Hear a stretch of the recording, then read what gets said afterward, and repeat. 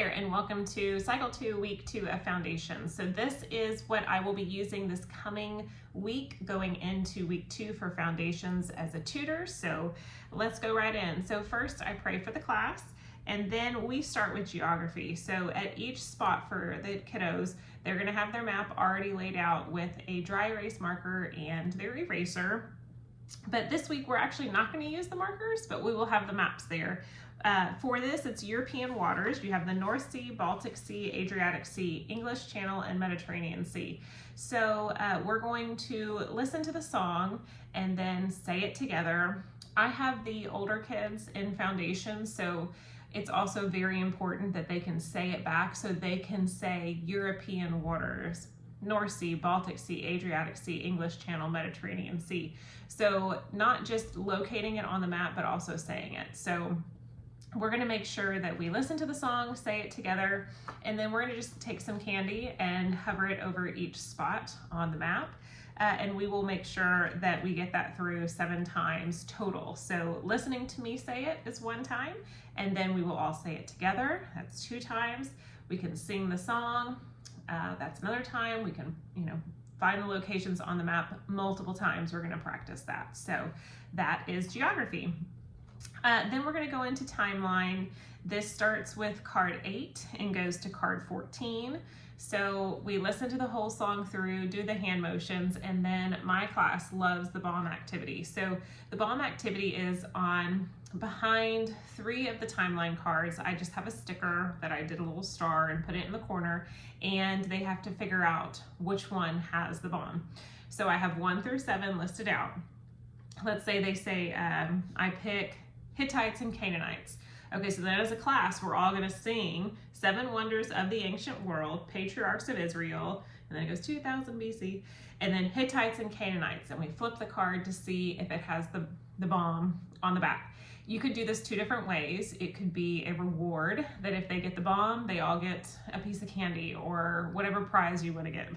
You could do it as, oh man, you hit the bomb, now we have to do 10 jumping jacks. However you think would be great for your class. And then I call in another student, okay, tell me which one do you pick? And they may say, oh, I pick card 13, Babylonians. So again, we go 7 Wonders of the Ancient World, Patriarchs of Israel, Hittites and Canaanites, Cush, Assyrians, Babylonians, flip the card. So we're going back through and saying the timeline each time. I have the kids' names on a popsicle stick, so that's how I pick who's gonna call. So I pull the stick, say the child's name, tell me a timeline card, sing it, flip it, and then either do a reward or like a fun jumping jacks, push-ups, wall sits, whatever you want to do. So that is timeline. Then we're going to go into math. For math, we're going to do the 3s and 4s this week. For that, with the older kids, they do need to say the whole thing out. So they're going to say 3 times 1 is 3. 3 times 2 is 6, and go through the 3s and the 4s. So I have this pack of dice that I bought probably on Amazon. I'm going to give each kiddo a whole color row, and with their row, as they're saying their multiplication facts, they're going to be trying to make Yahtzee. So they're going to be rolling, and we're saying the 3s. Their goal is to make all 3s. I'm also going to have it on a piece of paper in front of them as they're rolling, because trying to look back at the board while rolling and saying, just in case they don't know their 3s and 4s, it'll be easier, I think, if they're rolling and saying it and looking. So we're going to work on it that way. Because it is a lot to say 7 times, we're going to split up math through the different subjects. So for this one time, we're going to try to get Yahtzee with the 3s. We're going to try to get Yahtzee with the 4s. And then we may go ahead and do it again. The next time, skip counting. And then we'll move on to the next subject and then come back to math after the next one. So that is math. Then we're going to go into science. For science, I am going to have a ladder, an agility ladder that will be on the floor with tape. I don't have an agility ladder, so I'm just going to use tape and put that out and have each one of the land biomes. That's our science sentence. What are some land biomes? Now, we need to respond back with a complete sentence. So they're going to say some land biomes are grassland, desert, scrubland, tundra, deciduous forest, coniferous forest, and tropical rainforest. So I'm going to teach them some hand motions too, and I got this from another tutor. So grassland, we're going to do this. For desert, oh, it's so hot, right? For scrubland, we're going to scrub our arms, like scrub. Tundra, we're going to go straight from scrubbing to burr, it's cold. The deciduous forest, we're going to make trees with our hands. For coniferous, we're going to make a triangle. And for tropical, it's going to rain down. So we're going to practice saying it, using our hand motions, and then each child is going to hop through the agility ladder, saying and doing the hand motions as they're going. For each spot, I'm also going to lay this next to the agility ladder so they can see what they're going to say, because they're probably not going to have it memorized yet. So they'll hop in the square for grassland and say, grassland. They'll hop in the spot that says desert, desert, right? And go through each one. And so I have 8 kiddos, so every child goes through that. That is definitely more than the 7 times that needs to be said. So that is science. And then we will hop back to math, and then we will move back over now to English. It's a pronoun. A pronoun replaces a noun in order to avoid repetition. Pretty easy, short statement. We are just gonna say this multiple times. So we have gone from geography, sitting in our seats, to timeline, doing a bomb activity, to math, sitting and playing Yahtzee, to science, doing the agility ladder. For English, we're just gonna sit. We're just gonna say it over and over and over 7 times. So nothing really fun and exciting for that one, and that's okay.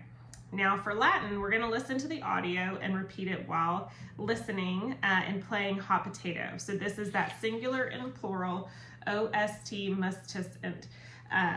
So we're gonna say it, we're gonna sing it, we're gonna play hot potato. And I think the way that we're gonna do it is when the song ends, whoever has the ball or whatever, like I may use this, then they have to get up and do 5 jumping jacks and then sit down, and we'll keep going around. The song itself, we'll play it a couple of times, so we don't need to play the song 7 times. So just keep that in mind. And then last, we go into history. Tell me about William the Conqueror. So this is actually a really cute, fun song. I like this one. And it is split up into a girl singing it and a boy singing it. And then we also have ripping of paper. So we're gonna listen to the whole thing together. This is what it sounds like.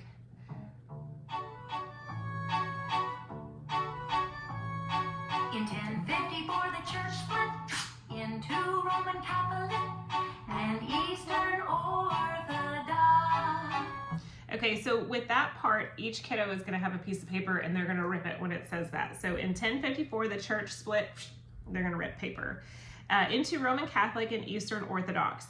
And then it flips over to the guy singing, and he says, William the Conqueror defeated King Harold of England in 1066. And then they both sing together and say, and started feudalism. So I do have a mix of boys and girls in my class, so we are going to break it into parts too. So we're gonna say it all together, rip the paper just for fun, and then we're gonna split. The girls are gonna say their part, the guys are gonna say their part, and then we will all finish it together, and we'll do that a few times, just ripping paper and singing the song. So it'll be fun.